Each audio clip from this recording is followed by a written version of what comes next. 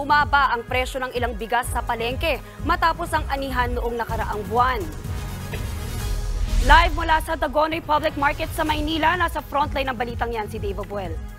Dave, magkano ang ibinaba ng presyo ng bigas? Maui, kinatuwa nga ng ilang mamimili ang pagbaba ng presyo ng bigas dito sa Dagonoy Public Market sa Maynila. 2 hanggang 7 pesos ang ibinaba ng presyo ng kada kilo ng bigas dito. Isa sa mga nakausap nating mamimili dito si Benji Bangkirigo. Maaga siyang nagpunta sa Dagonoy Public Market para bumili ng kakainin ngayong araw. Laking tuwa niya nang makita na ang dating higit 60 pesos na lagi niyang binibiling bigas ay 60 pesos na lang ngayon. Dahil dyan ay may budget pa siya na pambili ng ulam. Kung dati naglalaro sa 55 hanggang 58 pesos ang kada kilo ng well-milled, ngayon nasa 48 to 52 pesos na lang ito. Katulad ng sinandoming na well-milled na bumaba ng 7 pesos, na mula 55 pesos ay 48 pesos na lang.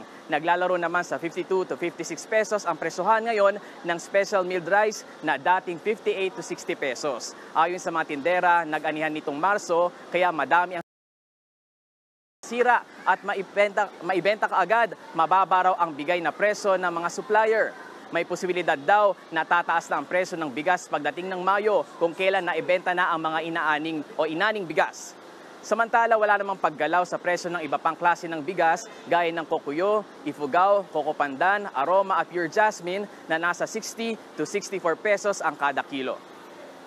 Maui, dahil mas mababa ang presyohan ngayon, pansin ng tindera ng bigas na mas maraming kilo na ang binibili ng iba niyang suki na sinasamantala ang mababang presyo. Pero meron din namang pa isa-isang kilo pa rin ang binibili dahil maliit pa rin ang budget.